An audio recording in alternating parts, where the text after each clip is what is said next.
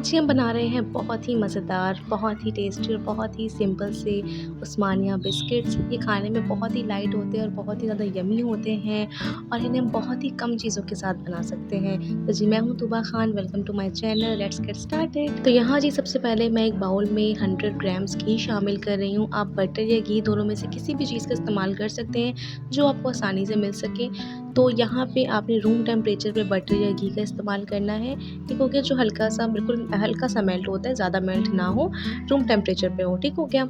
उसके बाद ये आपने इसे अच्छे से बीट करना है तब तक जब तक इसका कलर चेंज ना हो जाए और ये थोड़ा सा फोमी ना हो जाए। और यहाँ आपको मेरे सेटअप में थोड़ी सी चेंजिंग नज़र आ रही होगी। अगर आपको मेरी सेटअप पसंद आ रहा है तो मुझे अपने कमेंट बॉक्स में लाजमी बताना है कि आपको ये सेटअप कैसा लग रहा है। अगर पसंद आ रहा है तो कमेंट में लाजमी मुझसे शेयर करें ताकि इसी तरह की मज़ेदार और अच्छी वीडियोज़ मैं आपके लिए लाती रहूँ। खैर, जैसा कि आपने देखा कि मैंने घी को बहुत ही अच्छे से बीट कर लिया है और अब मैं इसमें शामिल करूँगी हाफ़ कप पाउडर शुगर, यानी कि हाफ़ कप पिसी हुई चीनी। ठीक है, नॉर्मली आप चीनी को घर में पीस लें और अच्छे से छान लें तो आपके पास पिसी हुई चीनी तैयार है।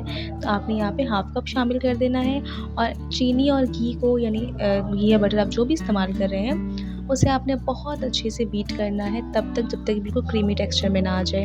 1 टीस्पून मैं इसमें वनीला एसेंस शामिल कर रही हूँ और फिर मैं बहुत ही अच्छे से इसे बीट करूँगी। यहाँ पे आपको याद दिलाती चलूँ कि अगर अभी तक आपने मेरा चैनल सब्सक्राइब नहीं किया तो जल्दी से सब्सक्राइब करें, चैनल को लाइक कर दें, शेयर कर दें ताकि इस तरह की मज़ेदार और अच्छी वीडियोज़ मैं आपके लिए लाती रहूँ।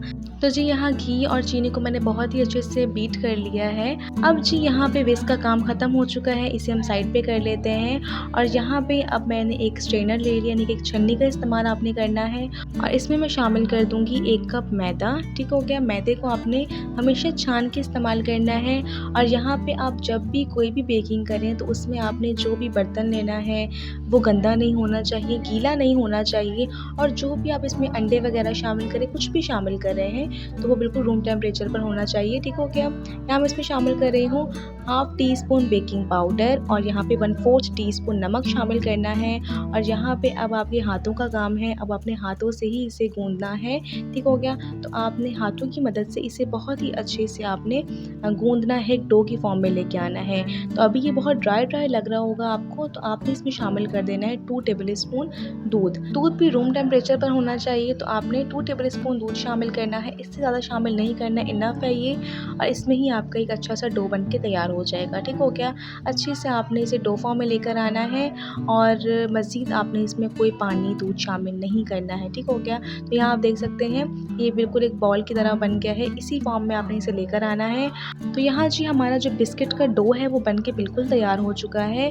अब बस हमने यहाँ पे इसके बिस्किट्स तैयार करने हैं। यहाँ पे आप देख सकते हैं कि ये अंदर से किस तरह दिख रहा है, बिल्कुल ये ऐसा ही होना चाहिए। अगर इसे आप तोड़ें तो ये टूट भी जाए। ठीक हो गया। बिल्कुल आटे की तरह आपने इसे नहीं गूंदना है। ठीक, जो मेजरमेंट मैंने आपको बताई है आपने उसी को फॉलो करना है, तो बिल्कुल आपका इस तरह का डो बन के तैयार हो जाएगा। तो यहाँ मैं काउंटर को साफ़ कर लेती हूँ। उसके बाद जो है इस डो को हमने इस काउंटर पे रखना है और हाथों की मदद से, बेलन का आपने इस्तेमाल नहीं करना है, हाथों की मदद से आपने इसे फ्लैट करना है अच्छे से, ज़्यादा पतला नहीं करना है, थोड़ा थिक ही रखना है क्योंकि जो हम बिस्किट्स तैयार कर रहे हैं वो थोड़े से थिक होंगे, मोटे ही होंगे। ठीक हो गया। तो यहाँ पे मैंने इसे अच्छे से फ्लैट कर लिया। अब अपने किसी कटर की मदद से इसे राउंड शेप में कट कर लेना है।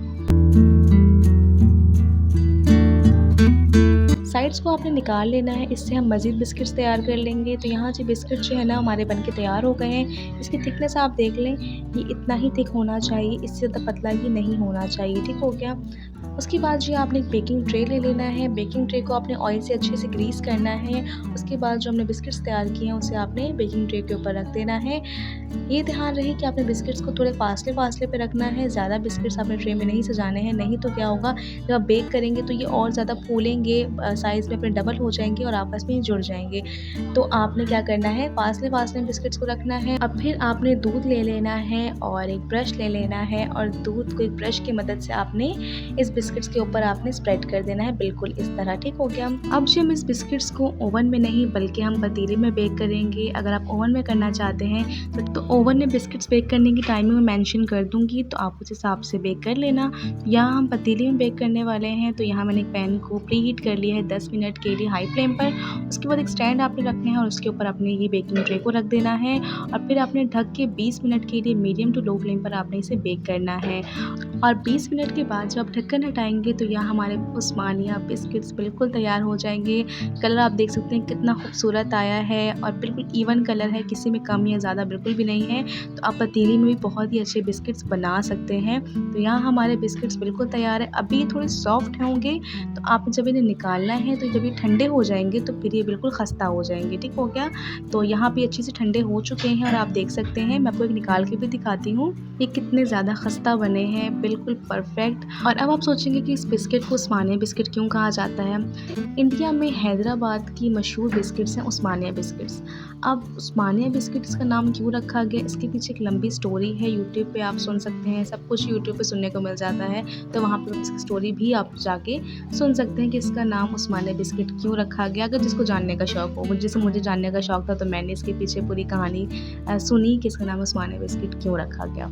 खैर, नाम जो भी हो, खाने में तो ये बहुत ही ज़्यादा मज़ेदार है, खस्ता है, लाइट है और बहुत ही आसानी से कम, मतलब समझिए आप 1 कप मैदे के साथ में इतने सारे बिस्किट्स बना लिए और वो भी बहुत ही मज़ेदार और बहुत ही आसानी से।